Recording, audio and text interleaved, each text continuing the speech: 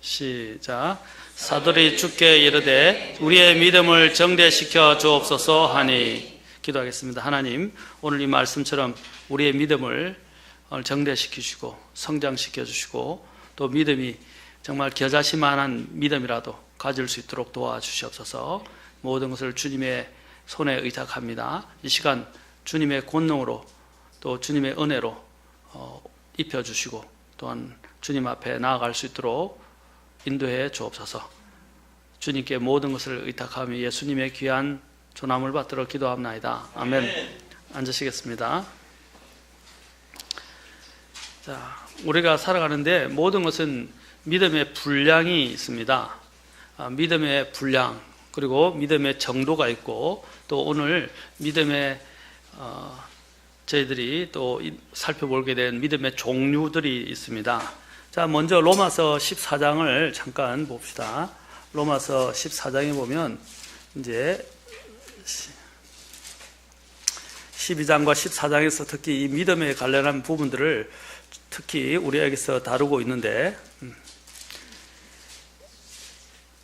12장부터 보겠습니다. 12장에 이제 3절에 보면 로마서 12장 3절에 이렇게 말씀하십니다.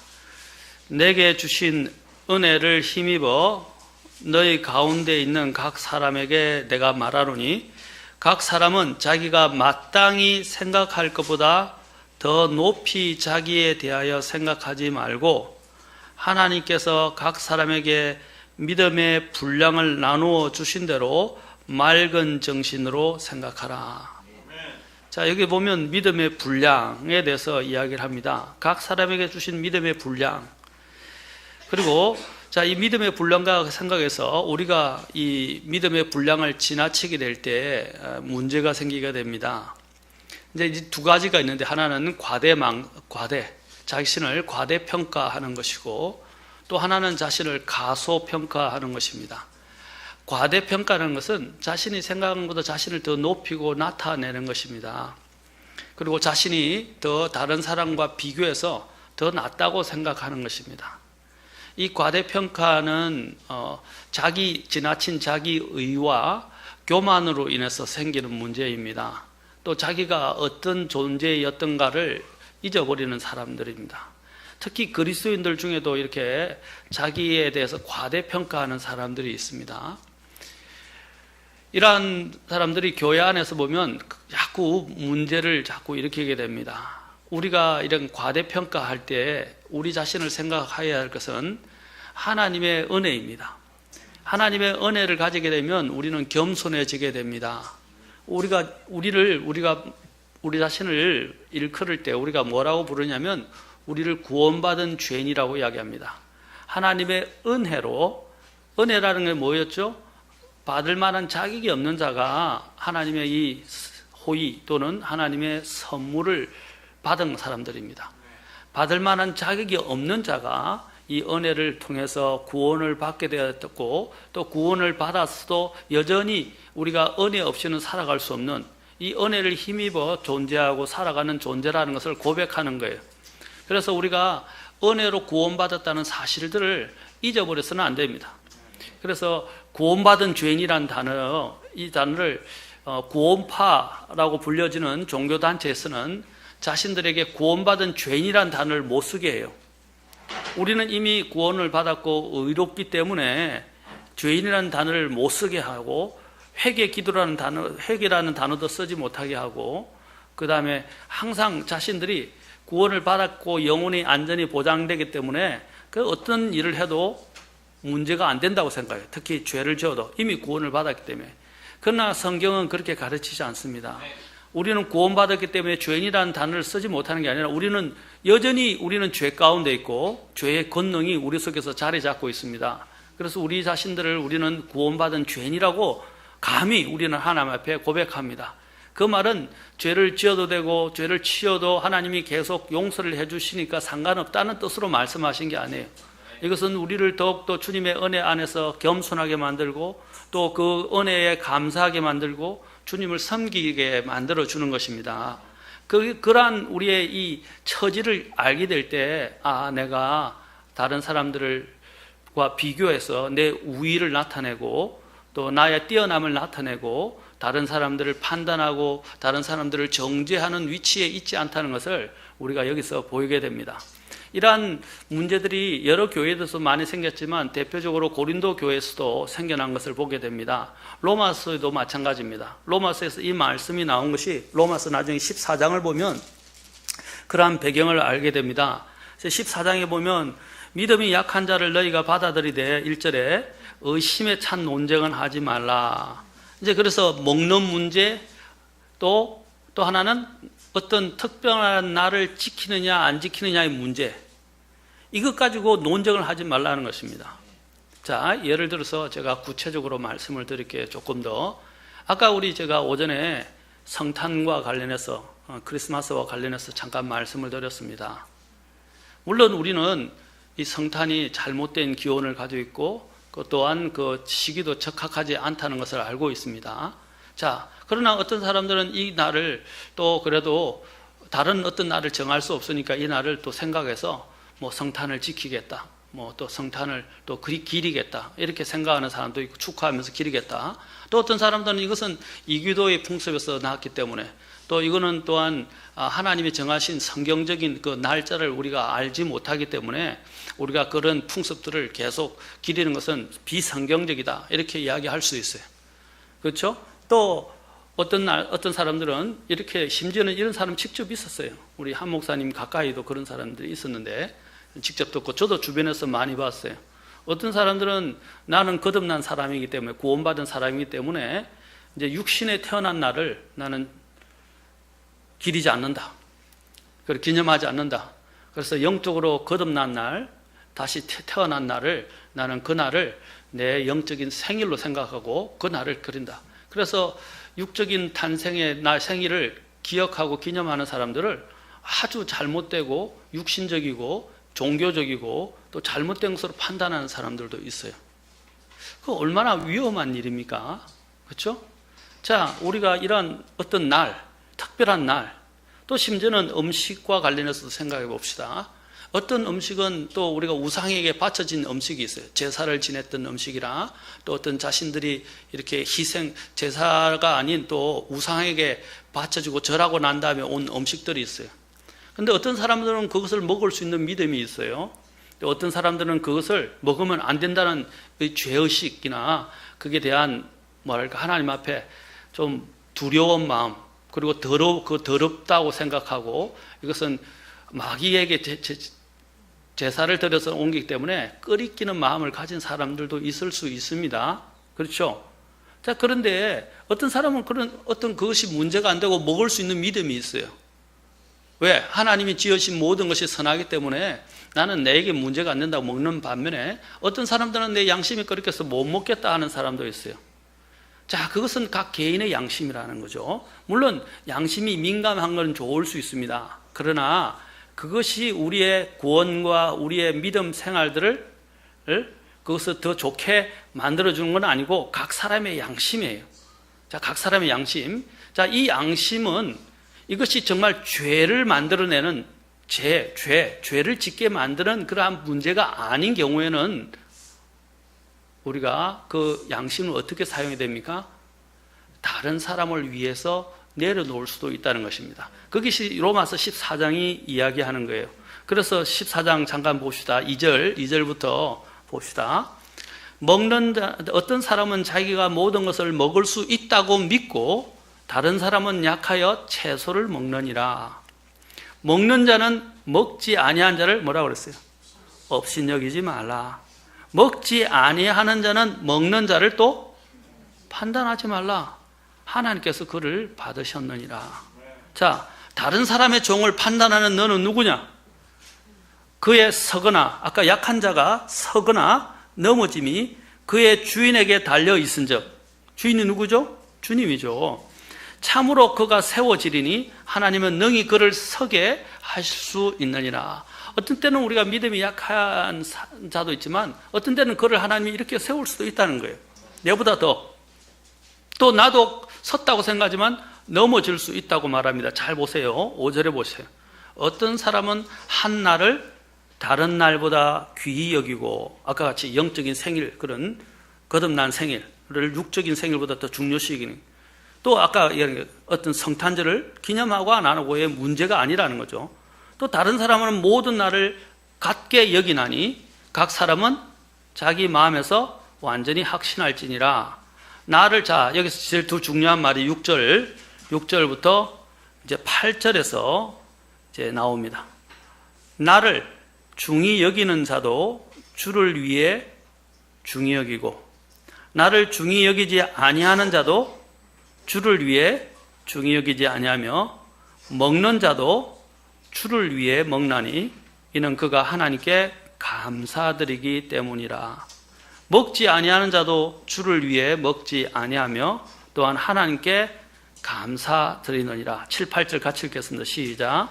우리 중에 아무도 자기를 위해 살지 아니하고 아무도 자기를 위해 죽지 아니하는도다. 우리가 살아도 주를 위해 살고 죽어도 주를 위해 죽나니 그러므로 살든지 죽든지 우리가 주의 것이로다. 우리가 판단하는 자리에 서는 것보다 더 중요한 것은 이 날들, 심지어는 음식, 이 모든 것을 가지고 어떻게 살아야 됩니까? 주님을 위해서.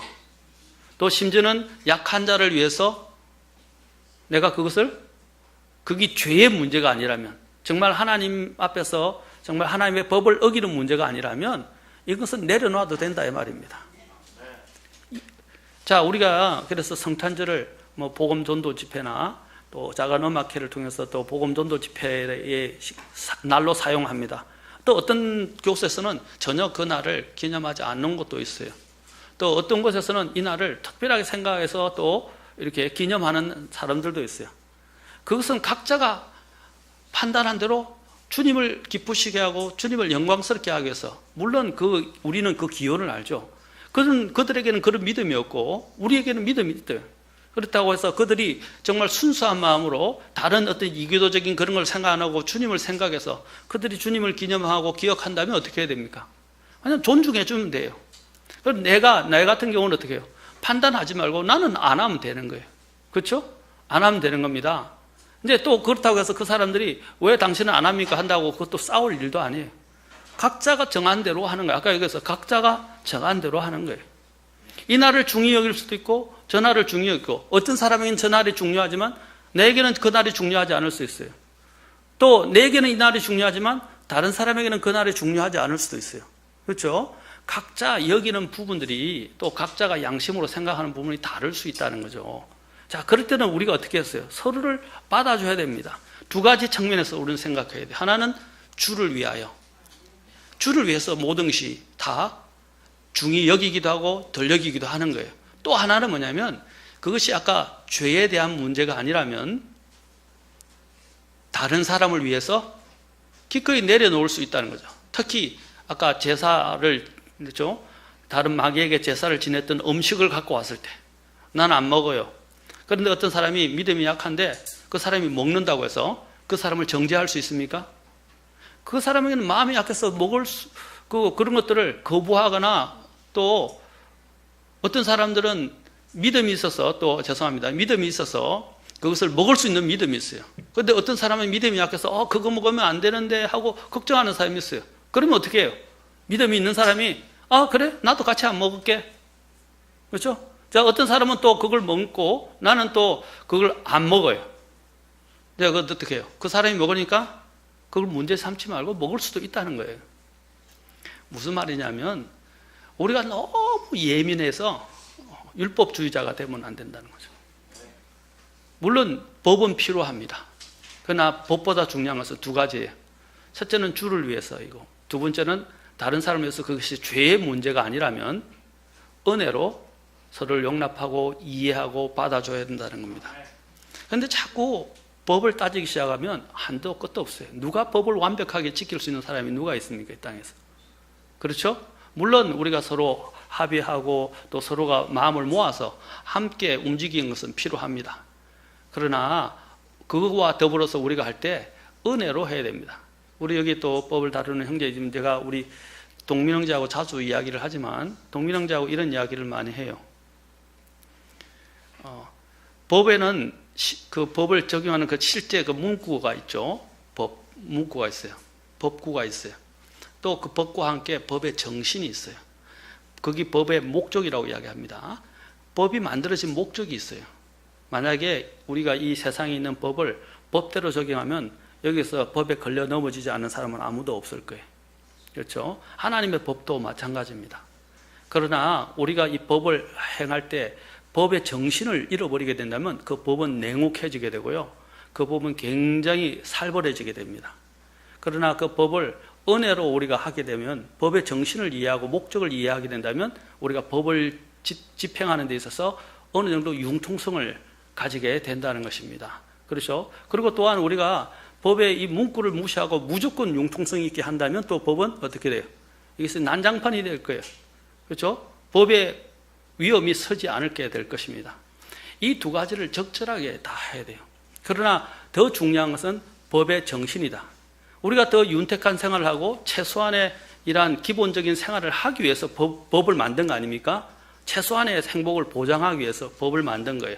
그렇다면 그 최소한의 보장하는 부분에 큰 문제가 되지 않는다면 어떻게 됩니까? 그걸 적용할 때 좀 더 윤택하게 또 융통성 있게 적용해가면서 해야 합니다. 하나님의 법도 마찬가지. 하나님의 일을 할 때 특히 친내 성도들은요 가급적이면 교회 안에 법을 만들지를 않아요. 그들의 최상의 법은 성경이고 성경을 적용할 때도 하나님의 은혜로 또 하나님의 인도하심에 따라서 움직입니다. 그런데 이게 법을 만들기 시작하면 모든 걸 법화시키기 시작하면 이게 굉장히 이제 딱딱해지게 되고 관계도 어려워지게 되고 하나님의 사역이 막히게 돼요. 그래서 우리의 선조들을 믿음의 선조들을 보면 이런 그런 우리가 이야기하는 신앙 선언문 이런 것들 웬만하면 만드는 이런 고백문 같은 걸 안 만들어요. 웨스트민스터 신앙 고백 그게 잘못됐다고 말하는 게 아닙니다. 그들은 그것들이 좋다고 생각해서 만들지만 그런 신앙 고백문을 하나님의 이 우리의 믿음을 획일화해서 무조건 정해놓고 할 수는 없다는 거죠. 그렇죠? 어느 교회든 어느 단체든 간에요. 각각 믿는 믿음이 다 조금씩 틀려요. 가장 중요한 것은 우리가 그것을 어디에 근거를 두고 최선을 다하느냐 안 하느냐의 문제입니다. 우리가 완전하다고 해서 우리 자신의 믿음을 청가하고 자랑하고 우리를 다른 사람보다 더 위에 있다고 두지 않아요. 우리가 하는 건 뭡니까? 그냥 하나님의 말씀이기 때문에 그 말씀에 순종해가고 그렇죠? 그 말씀 안에서 그냥 거하려고 최선을 다해서 하나님 앞에 우리 자신을 드리는 것이에요. 그런데 만약에 이걸 잃어버리게 되면 어떻게 해요? 굉장히 이제 여러 가지 딱딱해지게 되고 논쟁이 많아지게 되고 싸움이 일어나게 된다는 것입니다. 그렇죠? 우리의 이런 기본적인 성경의 교리, 가장 중요한 근본적인 교리에 어긋나지 않는다면 우리가 해갈 때 항상 제가 늘 강조하듯이 은혜로 모든 일들을 할 수 있도록 해야 합니다. 이것이 바로 믿음의 분량입니다. 사람마다 믿음의 분량과 정도가 다 달라요. 그래서 오늘 여기서 로마서에서 아까 12장에서 이야기한 것처럼 3절에서 자, 첫째 3절에서 뭐라고 되어 있습니까? 내게 주신 뭘 힘입어? 은혜입니다. 은혜를 힘입어 이렇게 말한다고 그랬어요. 은혜. 제일 더 중요한 게 은혜예요. 은혜. 그렇죠? 자, 은혜를 힘입어 이제 이야기를 합니다. 그리고 은혜를 힘입어서 생각할 때 마땅히 생각할 것보다 더 높이 자기를 대해서 생각하지 말라. 과대평가하지 말라. 그 다음에 각 사람이 나눠주신 믿음의 분량대로 행하라. 믿음의 분량은 뭡니까? 밑에 이제 그 믿음의 분량에 대해서 이야기합니다. 각자에게 하나님이 주신 것이 양이 달라요. 여기 보십시오. 믿음의 분량에서 4절부터 보세요. 우리가 한 몸에 많은 지체를 가지고 있되 모든 지체가 같은 직무를 가지고 있지는 아니하나니. 자, 직무라고 이야기합니다. 지체이지만은 자, 우리가 이와 같이 우리도 여럿이지만 그리스도 안에서 한 몸이요 각 사람이 서로 지체이니라. 그런즉 우리에게 주신 자 여기도 또 뭐라고 됐어요? 은혜에 따라 은혜. 은혜에 따라 우리가 다른 선물들을 가지고 있으니, 자, 대언이면 우리가 또 믿음의 분량대로 대언하라. 또 사역이면 어떻게 했어요? 우리가 사역하는 일로 섬기라. 또 가르치는 자는 가르친 일로 섬기라. 권면하는 자는 권면한 일로 섬기라.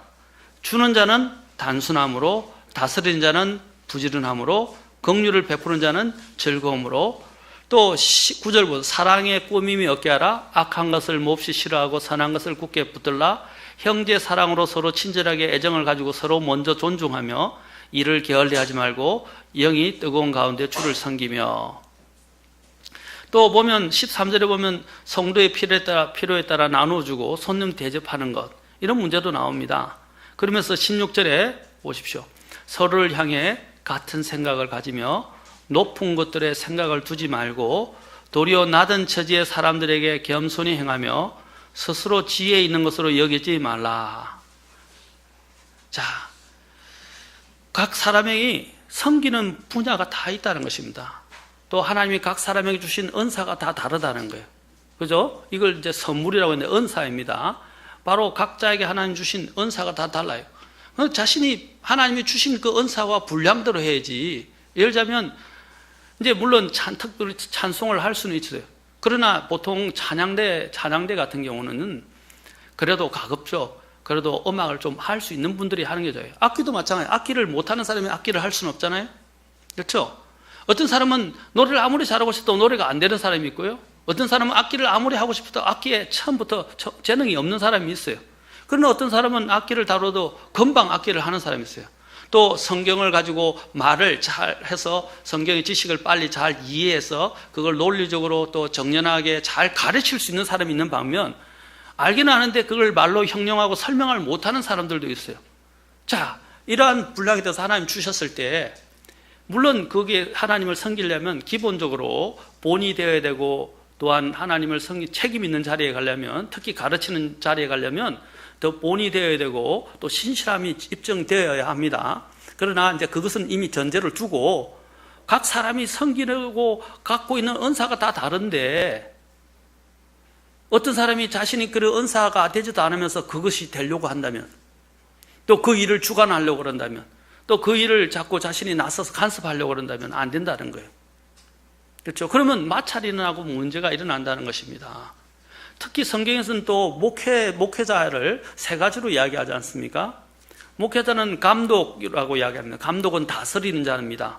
치리하는 자예요. 그리고 그들을 다스리는 자입니다. 또한 장로라고 이야기합니다. 장로는 또한 모든 것들의 본이 되고 어른이라는 것입니다. 어른. 그 다음에 세 번째로는 목사라는 말 속에는 이제 목사에게는 그런 모든 의미가 다 포함되어 있어요. 그런데 가장 좋은 용어죠. 양을 돌보고, 양을 먹이고, 양을 가르치고, 양을 또한 인도하고, 또 양을 보호하고 하는 그런 모든 책임이 다 있다는 거예요. 그래서 그 안에 다 들어있기 때문에 우리가 보통 목사라고 칭합니다. 그렇죠? 근데 에베소서 4장에 보면 하나님께서 교회를 세우는 4가지 특히 직분을 주셨어요. 그렇죠? 첫째는 사도, 그 다음에 대언자, 복음 전도자, 목사와 교사라고 되어 있어요. 목사와 교사가 분리되어 있지 않아요. 목사와 교사가 하나로 되어 있어요. 킹제임 성경에 보면. 이 말은 뭐냐면, 그리고 목사와 그 4가지를 이야기하면서 교회를 세우는 하나님이 특별한 이런 직분이자 또 은사로 주셨어요.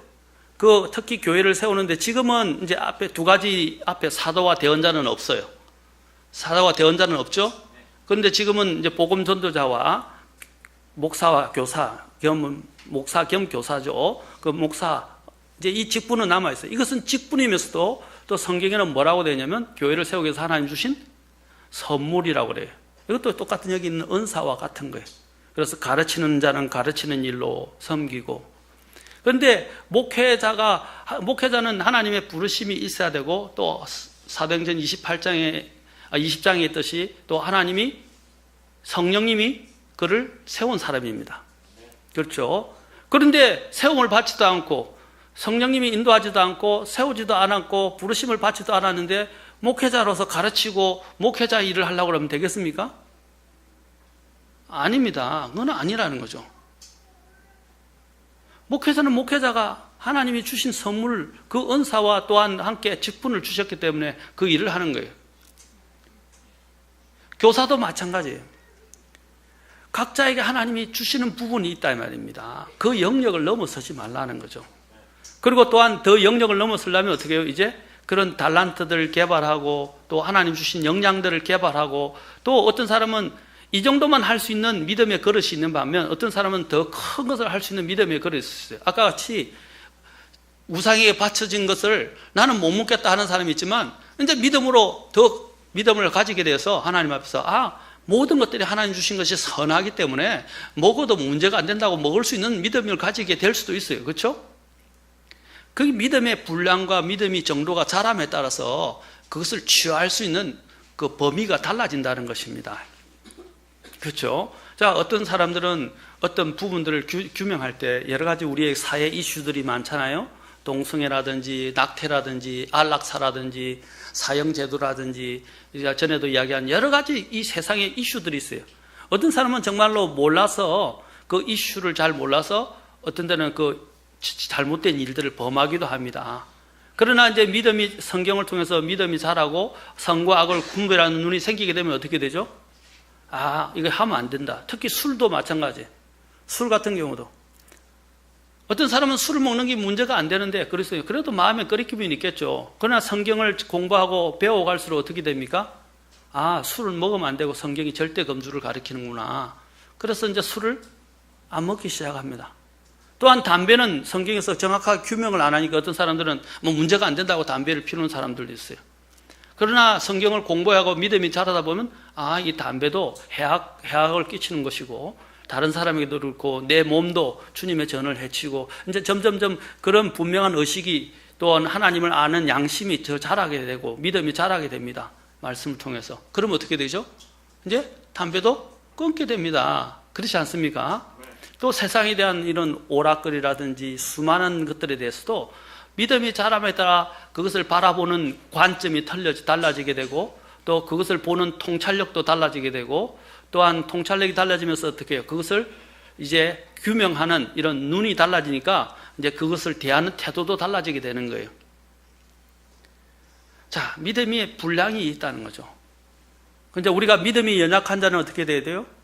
이제 기다려주고 끌어주고 세워줘야 돼요. 그런데 우리가 믿음이 자신의 분량이 그만큼밖에 안 되는데도 불구하고 자꾸 더 넘어서서 어떤 영역, 다른 사람의 영역에 넘어서서 그 일들을 하려고 하거나 그것들을 판단하고 자신이 심판하려 한다면 안 된다는 거죠. 우리의 목적은 무엇입니까? 주님을 섬기는 것이고 기쁘게 하고 섬기는 것이고 또 하나는 사람들을 세워주는 것입니다. 그래서 고린도전서 12장부터 14장에 은사에 대한 부분이 나오지만 거기서 가장 나오는 은사와 관련해서 다양한 은사를 언급하면서 지금 뭐 사라진 은사들도 많이 있어요. 그 은사들을 다루면서 거기서 계속적으로 반복하는 게 있어요. 뭡니까? 다른 사람을 세워주거나 교회를 세워주기 위해서 그 은사를 활용하라 이 말입니다. 그렇죠? 자, 이러한 믿음의 분량들을 우리는 잘 가지고 적절하게 하나님을 섬기는 것이 필요합니다. 근데 자기의 믿음의 분량을 넘어서지 마세요. 그리고 자신이 뭔가 된 것처럼 생각하지 마세요. 하나님이 분량을 나누어 주신 데 따라서 또 자신에게 받은 그 은사대로 주님을 섬기려 하십시오. 그리고 그 분량이 있어도 다른 사람을 자꾸 저울질을 하려고 하지 마세요. 그 사람을 받아들이고 안 받아들이고 세울 수 있고 안 세울 수 있는 권능은 하나님께 있어요. 맞습니까? 나는 정죄하는 위치에 있는 것이 아니에요. 내가 만약에 그러한 믿음이 있다 그런다면 어떻게 한다? 다른 사람을 세워줄 수 있도록 노력을 해야 됩니다. 그리고 같이 갈 수 있도록. 내가 그것이 모자랄 때 이제 문제가 생길 부분은 아까 같이 너무 자기를 과소평가하는 문제예요. 과소평가. 자기를 과소평가해. 누구도 더 하나님 앞에서 과대평가할 필요도 없고 과소평가할 수 없어요. 우리의 존재는 그리스도 안에서 확정되는 겁니다. 이미 그리스도께서 은혜를 주셨고 내가 그리스도 안에서 새 사람이 되었으며 나는 그리스도 안에서 내 모습을 내 본 좋은 참된 자아상을 갖게 된 것입니다. 구원받기 전에 내 자아상에 빠지지 마세요. 여러분 많은 특히 장애인들이 간증을 참 많이 합니다. 장애인들이 장애인들의 간증을 들어보셨어요? 처음에는 이 장애 때문에 하나님을 원망하고 또 하나님 앞에 계속 반항하면서 왜 나를 이렇게 만드셨어요? 하고 원망하고 하나님께 되어들었었지만 이제 그가 하나님이 얼마나 사랑하게 된 것을 깨닫고 난 뒤부터 그의 태도가 달라지고 감사하기 시작했어요. 그래서 대표적으로 송명이 시인이라는 송명이 노래도 많이 나왔죠. 작시도 많이 하고 그것을 작곡을 통해서 곡들도 많이 나왔어요. 송명이 씨도 처음에는 그렇게 했었어요. 주님께 반항하고 주님을 거부했어요. 그러나 주님을 알고 난 뒤부터 그가 얼마나 아름다운 것으로 하나님 앞에 찬양을 하면서 시를 적기 시작했습니까? 시인 아닙니까? 그런 마음이 바로 거기서 온 것입니다. 자신이 누구인지를 알게 돼, 하나님 안에서. 사실 우리가 이렇게 이야기합니다. 왜 나를 이렇게 만드셨어요? 이 모양으로 만드셨어요? 나에게 왜 이렇게 나를 이렇게 장애로 만드셨어요? 아니면 장애를 갖도록 이렇게 허락하셨어? 이렇게 생각하지만은 우리가 알아야 할 것은요, 거꾸로 한번 생각해 봅시다.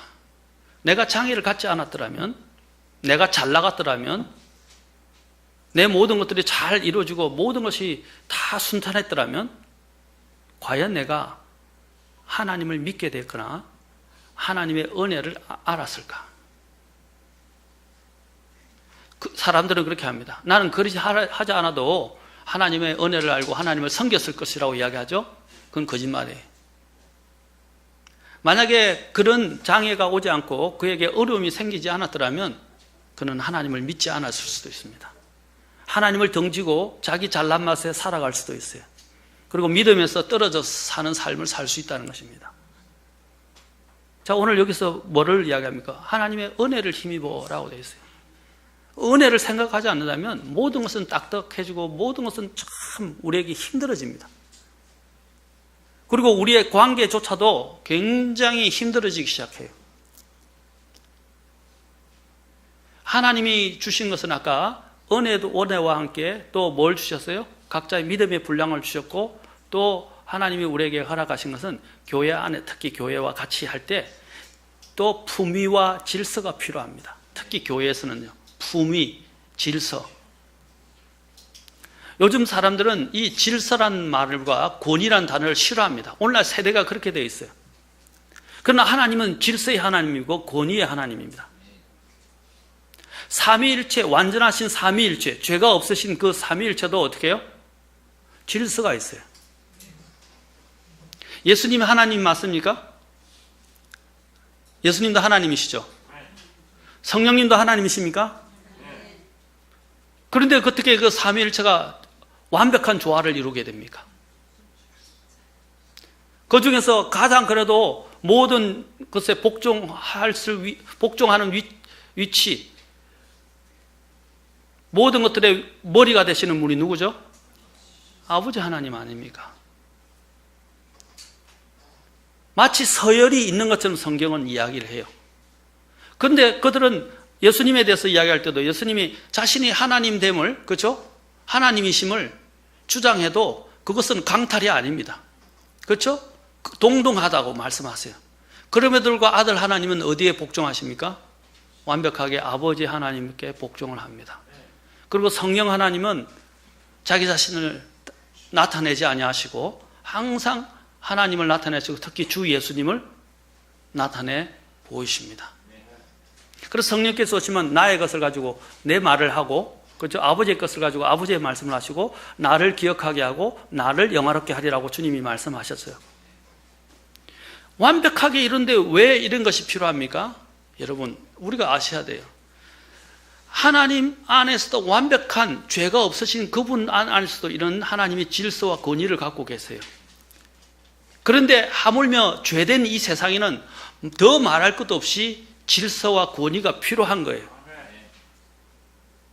그래서 소크라테스가 이야기한 것을 악법도 법이라고 이야기했을 때 그 말에는 의미가 있어요. 특히 여러분 지금 북한이 오히려 저는 지금 베네수엘라에서 일어나고 있는 일 아십니까?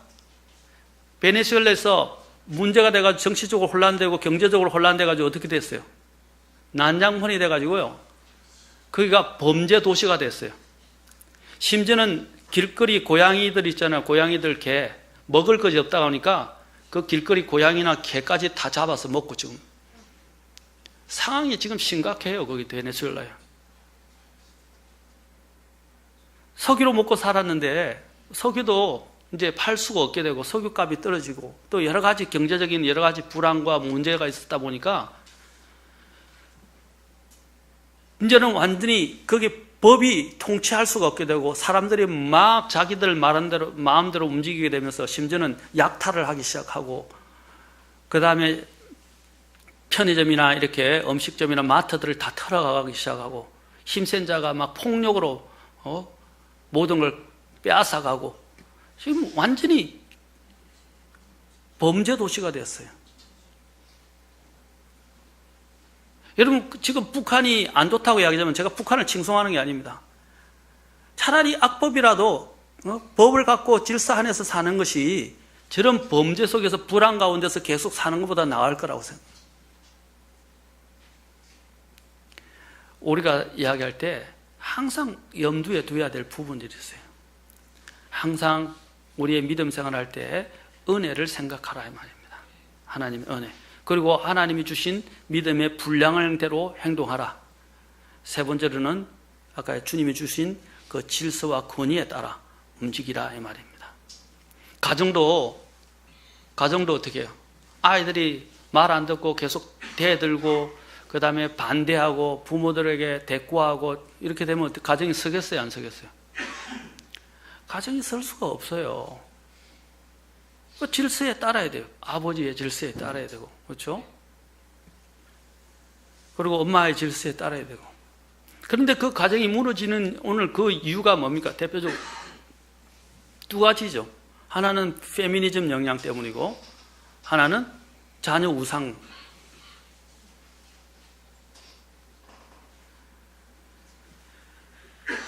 우리가 믿음의 분량대로 행하지 않게 되면 여러 가지 문제가 많이 생기게 됩니다. 우리는 또한 이 믿음의 분량대로 하나님의 이런 일들을 잘 감당하기 위해서는요, 우리는 우리 자신들을 주님 앞에서 여기 보면 아까 12장 3절 보세요. 이렇게 했어요. 각 사람은 자기가 마땅히 생각할 보다 더 높이 자기에 대해 생각하지 말고 하나님께서 각 사람에게 믿음의 분량을 주신 대로 무엇으로 생각하라고요? 맑은 정신. 맑은 정신. 생각이 이렇게 딱 맑아야 된답니다. 맑은 정신. 이건 직분자나 성경에서 굉장히 많이 강조하고 있는 거예요. 깨어있는 것과 같은 거예요. 우리가 어떤 것들에 자꾸 혼미하고 세상적인 영, 세상적인 제도 방식, 세상적인 철학, 이런 세상적인 교육 방식에 의해 영향해서 우리가 사실 이렇게 어떤 분은 그걸 누르게 취한다고 이야기하는데 우리가 이렇게 막 취해가지고 마치 술 취한 사람들은 그게 영향을 받게 되니까 분별력이 없어지는 거예요. 우리는 하나님의 말씀이 법이 있어요. 첫째는 은혜로 해야 돼요. 두 번째는 하나님의 말씀이 있어요. 그리고 그 말씀의 목적을 생각해야 돼요. 그리고 그 말씀의 목적 아래서 어떻게 맑은 정신으로 생각하면서 일을 하게 될 때 이 일들이 어떻게 됩니까? 굉장히 조화롭게 또 굉장히 부드럽게 하나님의 일들을 해 나갈 수 있는 것입니다. 이렇게 될 때 이제 믿음이 제대로 구현된다라고 이야기할 수 있어요. 그래서 믿음의 분량을 나누어 주신 대로 생각하고 섬기라라고 지금 이야기하는 겁니다. 나누어 주신 대로 맑은 정신으로 생각하고 또 어떻게 해요? 뒤에 4절부터는 그렇게 섬기는 것입니다. 섬기는 것입니다. 또한 맑은 정신이 필요하지만 또 하나는 뭐냐면 우리가 하나님 앞에 믿음으로 섬기기 위해서 믿음이 우리 안에 더 강화되고 또 믿음이 더 자라기 위해서 우리에게 필요한 것은 우리가 깨끗한 그릇으로 예비되는 거예요. 깨끗한 그릇. 자, 디모데후서로 가서 보겠습니다. 디모데후서 2장입니다.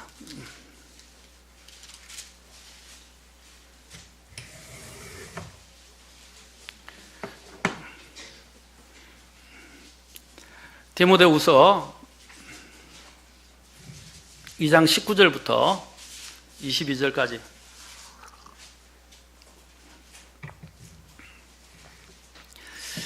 그럼에도 불구하고 하나님의 기초는 확고히 서 있고 거기는 주께서 자신의 백성인 자들을 아시느니라. 하며 또 그리스도의 이름을 부른 자는 불법에서 떠날지어다 하는 글이 담긴 이 봉인이 있느니라. 불법에서 떠나라. 그러면서 20절 보세요. 그러나 큰 집에는 금그릇과 은그릇뿐 아니라 나무그릇과 질그릇도 있어 어떤 것들은 종기에 이르고 어떤 것들은 수치에 이르나니. 자, 그릇의 종류가 다르다 그래요. 자, 그릇의 종류가 다르죠. 금, 은, 나무, 질그릇들이 있어요.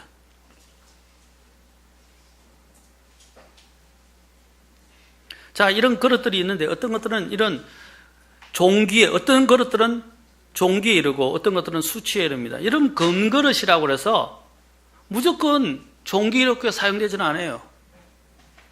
금이 많은 왕에 있어서는 그 금그릇도 오강으로 쓰일 수 있다고 제가 말씀드렸죠. 아니면 그것을 가지고 쓸데없는 것들을 담을 수 있는 그릇도 사용될 수도 있어요. 내가 금그릇이냐 은그릇이냐 나무그릇이냐 여기 있는 것처럼 질그릇이냐, 예? 그것은 그것보다 더 중요한 게 있어요. 물론 금그릇이면 더 좋겠죠. 가치가 있으니까. 그러나 종기에 이르고 수치에 이르는 정도는 그의 그 그릇의 종류의 문제가 보다는 더 중요한 것은 그 그릇이 담고 있는 것의 문제입니다. 내용물의 문제라는 거죠. 내용물. 그래서 그 내용물 중에서 하나님은 뭘 가지고 판단을 하십니까?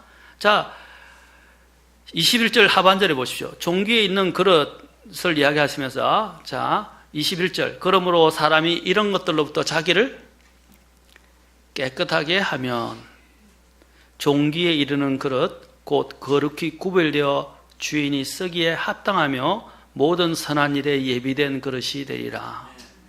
어떻게 된다고 그랬죠? 아까는 맑은 정신을 이야기, 은혜, 맑은 정신 이야기했어요. 그 다음에 여기서 뭘 이야기하죠? 깨끗한 그릇. 깨끗한 그릇이 된다.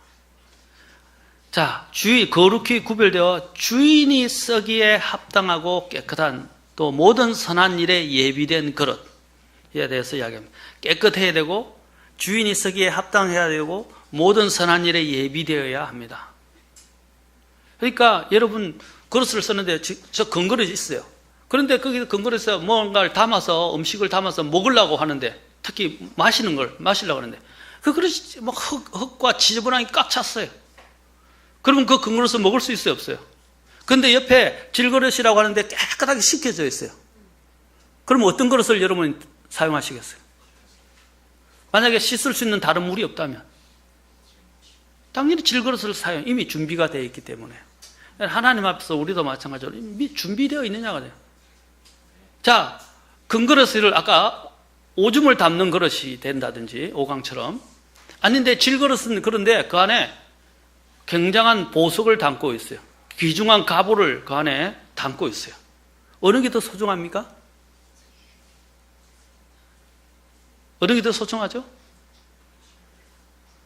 그 보화가 금보다 더 뛰어나다고 합시다. 이렇게 자꾸 이렇게 판단하시는 것 같은데 금보다 더 중요한 것이 있어요. 그렇죠? 마찬가지로 여러분 질그릇을 택하게 될 것입니다. 아까 금이냐 은이냐 이러한 그 그릇의 이 재질의 문제보다 더 중요한 것은 그 그릇이 깨끗하게 준비되어 있고 그 안에 무엇을 담느냐 하는 것입니다. 그래서 사도 바울이 뭐라고 그랬습니까? 고린도서에서 내 안에 나는 질그릇이지만 내 안에 보화를 담고 있다고 그랬어요. 예수 그리스도라는 보화를 담고 있다고 그랬어요. 우리가 그래서 베드로도 우리가 주님 앞에서 거룩히 어떻게 해요? 주님을 거룩히 구별하여 모시라 그랬어요. 우리 안에 거룩히 구별하여 모셔야 한다고 말하고 있어요. 여러분들이 어떤 그릇이냐에 따라서 자, 그래야 여러분들이 주님 앞에 서게 되고 또 주님이 더 믿음을 더 주실 수 있는 것입니다. 그래서 깨끗한 정도가 중요한 것입니다. 또 능력이라는 것은 내게서 나오는 것이 아니에요. 나에게서 나는 게 아니라고요. 또 내가 결심한다고 이루어지는 것도 아닙니다. 하나님이 주셔야 한다. 아까 하나님께서 주신 대로 오라고 그랬죠. 하나님이 주셔야 돼요. 믿음도 성경에는 선물이라고 그럽니다. 믿음이 자라기 위해서는 내가 준비되어 있고 하나님 쓰시기에 합당하고 또 선한 그릇으로 잘 예비되어 있을 때 주님은 그 안에 더 하나님 값진 것들 그리고 또한 믿음을 더 세워주시고 우리를 기이 사용해 주실 것입니다. 우리가 항상 인정할 것은 내가 어떤 것이, 어떤 사람은 그래요. 여러분 미스 코리아를 대회를 나가거나 미스터 코리아 대회를 나가거나 이게 연예인들 이렇게 뭐 발탁되는 사람들을 보면 이야 참 잘생겼다 대단하다 뭐 나도 본받고 싶다 그렇게 하죠. 다 쓸모없는 거예요. 나이가 들면요 다 주름살 생기고 그렇죠? 다 병들고 쪼그라들고 아프게 되어 있어요. 성형, 여기 우리 청소년들의 이야기, 성형하려고 하지 마세요. 하나님이 자연적으로 주신 게 제일 아름다운 거예요. 순수하고 단순한 게 가장 아름다운 거예요. 왜 다른 사람을 쫓아가고 본받으려고 그래요? 내가 아닌 것들을 자꾸 추구하고 나를 가꾸려고 하십니까? 하나님이 나를 만들어주셔서 내 자체가 가장 소중하고 가장 아름답게 만드셨어요. 그분의 창조의 목적에 따라 만드신 거예요. 그런데 자꾸 그거를 보면서 나는 못생긴 것 같고 뚱뚱한 것 같고 코가 삐뚤어진 것 같고 입이 삐뚤어진 것 같고 근데 다른 사람 보면 삐뚤어졌는데도 발라 보이거든요. 희한하죠. 그게 마음가짐의 문제예요. 하나님이 내게 주신 것들에 대해서 먼저 감사하셔야 돼요. 그리고 내게 주신 것들을 가지고 최선을 다해서 감사하면서 섬기면 되는데 왜 자꾸 남의 것들을 추구하려고 그러십니까? 그건 내 것이 아니에요. 내가 그렇게 만든다고 내가 진짜로 내 품성이 그렇게 되는 게 아니에요. 그것만 아까 그것은 사라지게 그것은 쪼그라지고 사라지고 없어질 것들이에요. 그렇죠? 왜 사라지고 없어지고 낡아질 것들에 내 자꾸 마음을 두고 자꾸 이야기를 보면서 상심을 하냐 이 말이죠. 성경은 내면을 가꾸라고 말합니다. 내면. 우리의 내면을 가꾸세요. 자꾸 미장원에 가서 비싼 돈 들이고 자꾸 이렇게 하려고 하지 마세요. 물론 뭐 적당하게 꾸미는 건 좋은데 성경에서는 금이나 은이나 이런 값비싼 것들로 치장하지 말라고 그랬잖아요. 그렇죠? 왜냐하면 그것이 그 사람을 만들어준 게 아닌데 이 마음이 이 자존심이 이 자존감이 낮은 사람들은요 자꾸 그런 것들을 통해서 나를 꾸며서 나를 나타내려고 그런다고요. 나의 진가는 그 외모를 꾸미는 데서 나오는 게 아니에요. 내 내면에 있단 말입니다. 그 가치를 알지 못하는 사람에게 자꾸 아무리 좋은 것을 줘봐야 꾸며봐야 그건 소용없어요. 그래서 성경에는 뭡니까? 분별력이 없는 여자는 돼지 코에 금고리와 같다 그랬어요. 분별력이 없는 여자는 뭐예요? 돼지 코에 뭐라고요? 금고리를 아무리 갖다 줘도 그 가치를 돼지는 모른다 이 말입니다. 자신의 외모를 자꾸 치장해서 자꾸 뭔가 이렇게 나아진다고 생각하는 것은 그것은 자신을 속이는 거예요. 내면이 아름다워야 돼요. 내면을 가꾸어야 됩니다. 그 내면을 가꾸는 것이 무엇이면 믿음이에요. 믿음. 하나님 앞에서 믿음을 가져야 됩니다. 자꾸 우리가 이렇게 살면서 자꾸 힘들어지는 건 뭐냐면 다른 사람을 자꾸 비교하고 다른 사람과 비교하면 또 판단하니까 문제가 되는 거예요. 하나님 앞에서 우리가 절대적인 존재라는 것을 기억하셔야 돼요. 다른 사람이 나를 만들어준 게 아니에요. 우리의 모든 정체성과 우리의 자아성은 그리스도 안에서 가꾸어지는 것입니다. 그리스도 안에서부터 출발하는 거예요. 이걸 잘 아죠. 우리 청소년들 졸지 말고 잘 들으세요. 청소년들.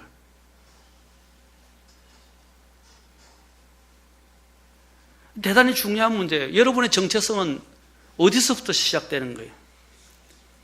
세상 사람들과 비교하는 겁니까? 친구들이 다 하니까 따라하는 겁니까? 아니면 이 세상에 자꾸 나이가 그걸 요구하니까 그게 부응하는 겁니까? 우리는 세상에 발맞추어 사는 사람들이 아니에요. 성경은 세상의 외형은 사라진다 그랬어요. 우리는 그리스도를 따르는 사람, 우리는 그리스도 안에서 하나님의 은혜로 생명을 얻고 구원을 얻고 내가 생성된 거예요. 새 사람이 된 거예요. 그리스도가 없이는 나는 아무것도 아니에요. 그리스도가 없는 상태에서 내가 아무리 겉을 꾸미고 포장을 하더라도 장식을 하더라도 그것은 하나님 앞에 더럽고 가정한 것밖에 안 돼요. 어떻게 하나님의 거룩함에 미칠 수 있어요? 그러나 그리스도가 내 안에 거하시고 그리스도가 내 자신을 주장하기 시작할 때 하나님 보실 때 우리는 아름다운 사람이 되는 거예요. 그리고 소중하고 귀한 사람이 되는 거예요. 다른 사람이 뭐라고 하는가에 의해서 내가 좌지우지 되지 마세요. 심지어는 믿음도 마찬가지예요.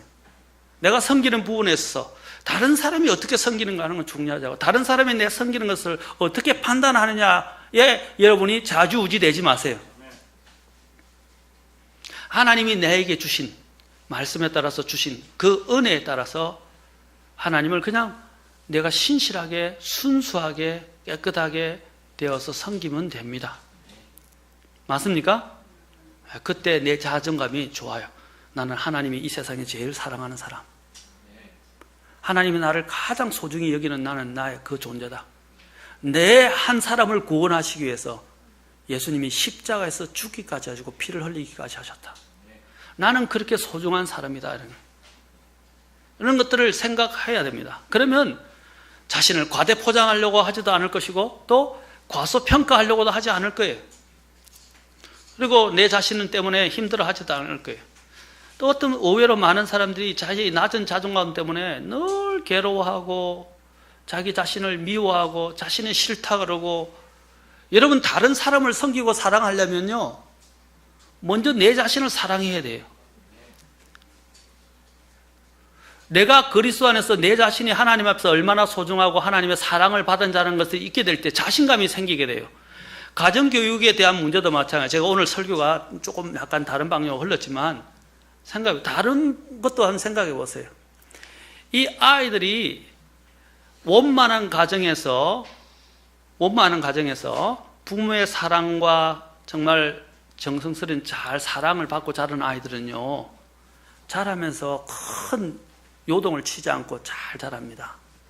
그러나 부모의 사랑을 받지 않고 집이 늘 싸움판이고 집이 늘 이렇게 고함치고 또 집안들이 이렇게 갈등 가운데서 살아고 또 뭐 혹시 아빠가 나 엄마가 알코올 중독자라든지 또 아니면 어떤 것에 중독되었던 그런 집안들 같은 경우는 아이들이 제대로 자라지를 못해요.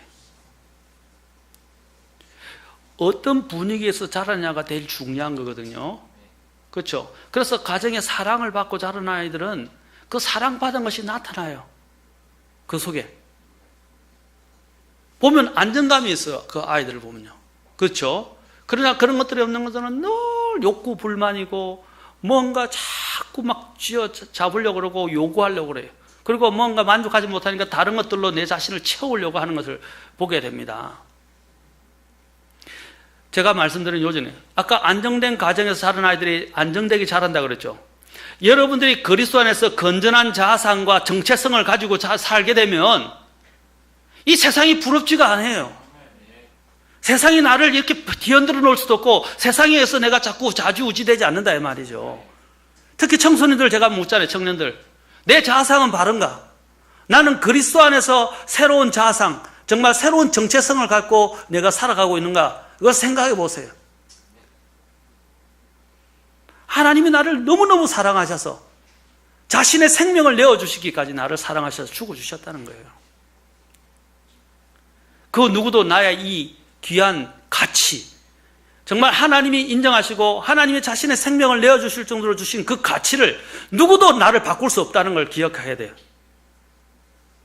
그 가치 안에서 자긍심을 가진 사람은 항상 자신감이 있어요. 안정감이 있어요. 그렇지 않습니까? 그런 자신감과 안정감 속에서 살아가세요. 여러분들이 주님과의 관계가 더 돈독하고 더 깊어질수록 이 안정감은 더 뿌리를 깊이 내립니다. 맞습니까? 비교하지 마세요. 세상을 팔하지 마세요. 그리스도께서 얼마나 나를 사랑하셨는가 그거 한 가지만 생각하세요. 아이들이 커보면 알아요. 부모의 사랑을 받은 사람은 부모의 사랑에 보답하고 항상 모든 일에 이렇게 안정감이 있음을 보게 됩니다.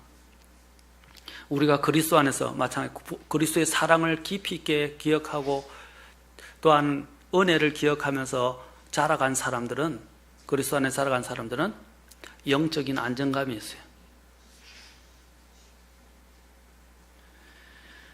우리의 능력은 내게서 오지 않습니다. 내가 그리스도 안에서 내 자신을 발견하는 것.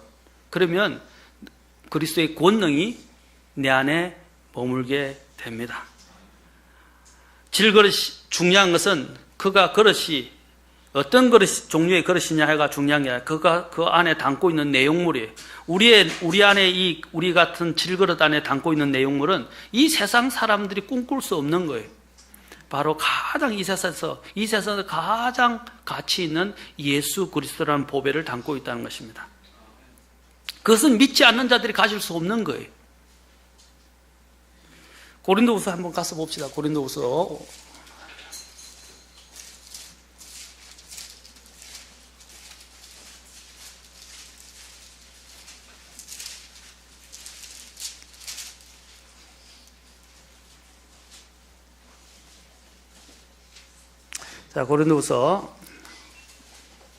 4장입니다.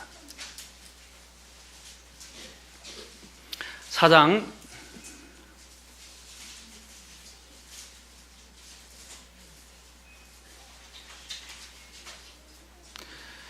7절과 11절.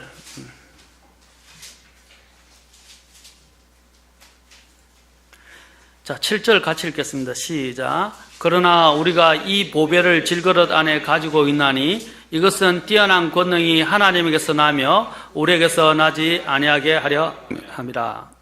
자, 우리 같은 질그릇 안에 뭘 갖고 있고요? 보배.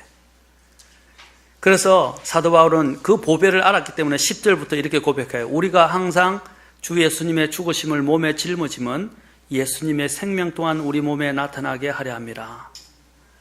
살아있는 우리가 예수님으로 인하여 항상 죽음에 넘겨짐은 예수님의 생명 또한 우리의 죽을 육체 안에 나타나게 하려. 뭐가 나타난다고 그랬어요? 예수님의 생명이 나타나는 거예요. 예수님의 생명. 여러분, 나의 가치는 주님 안에서 나타나는 것입니다. 나를 통해서 예수님의 생명이 나타나요. 그러면 여러분 만족하는 법을 배우게 됩니다. 예수님으로 충분하다는 것을 우리가 알게 됩니다. 그래서 그가 또 사도 바울이 6장으로 가봅시다. 6장에서도 이렇게 이야기합니다.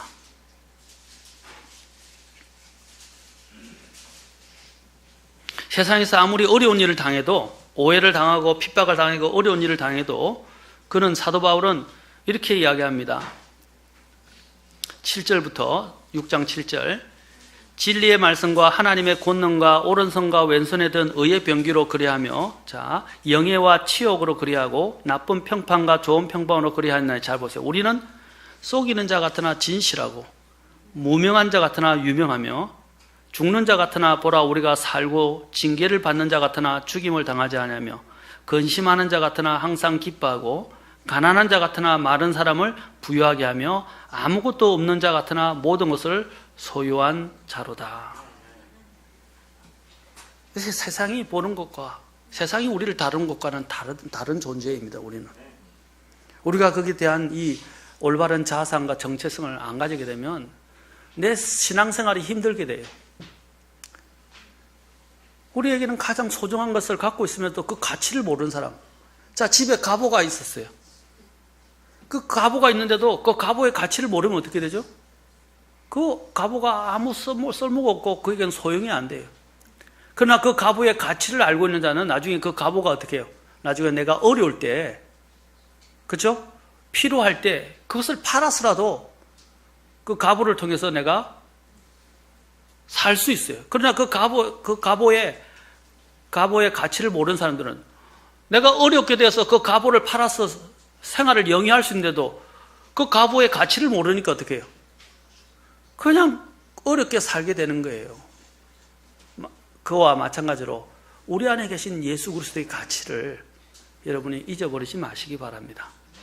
그래야 여러분의 믿음이 굳건해지고 믿음도 더 그 안에서 그 가치를 더 알면 알수록 여러분의 믿음들은 더 자라게 될 것입니다.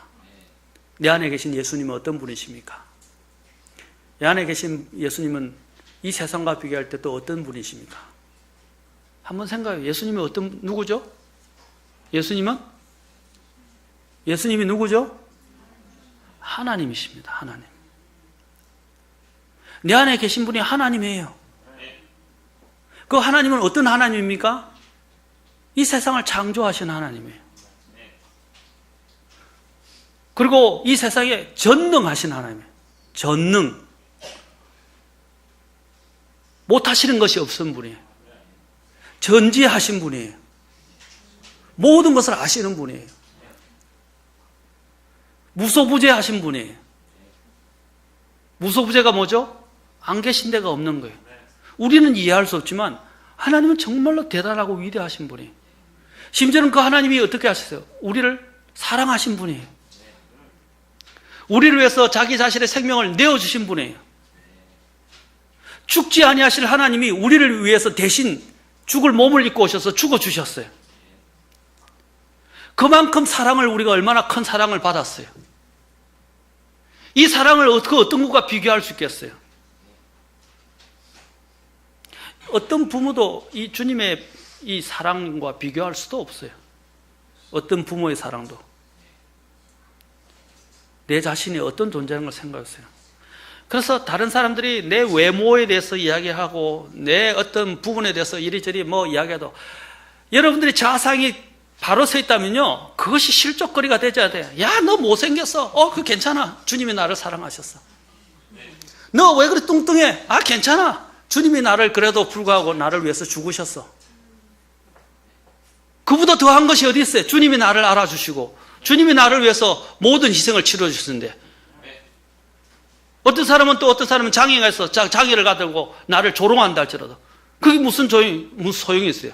결국 천국에 가면 뒤바뀔 건데 그들의 아름다운 외모는 사라져 없어져 버릴 거고 심판의 자리에 이끌 수 있지만, 나는 이 장애가 나중에 어떻게 해요? 온전해진 몸으로 하나님 앞에서 더 아름다운 모습으로 영광스러운 모습으로 서 있게 될 것인데, 그래서 다른 사람들이 나의 외모에 대해서 이야기하는 거 걱정하지 마세요. 그거 중요한 거 아니에요. 그게 나를 만들어가는 게 아니에요.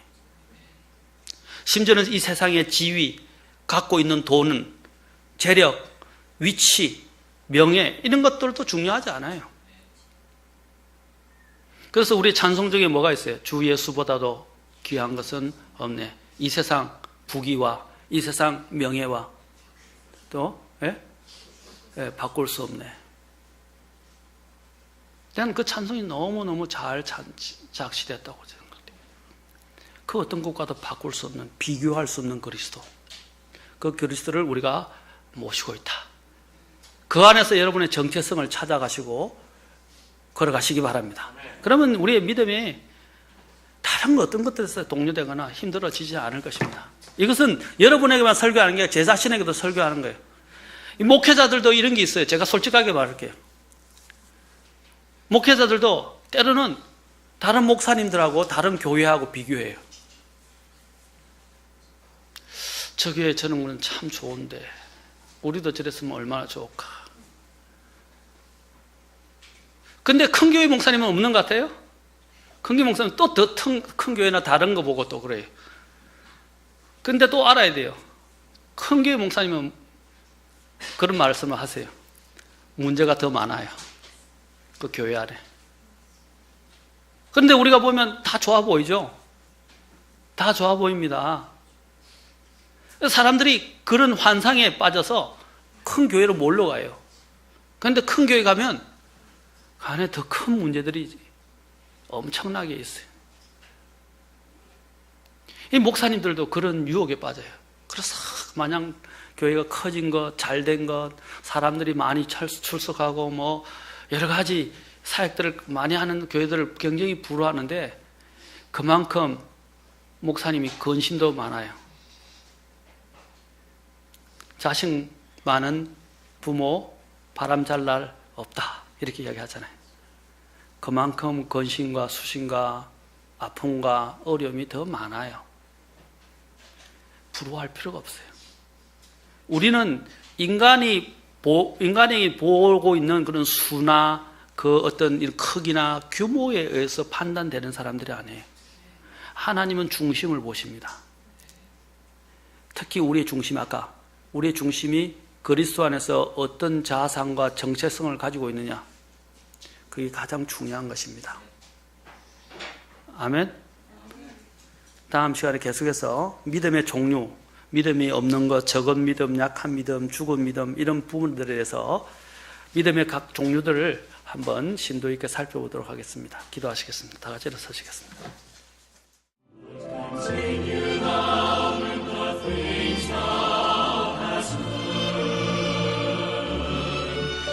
Continue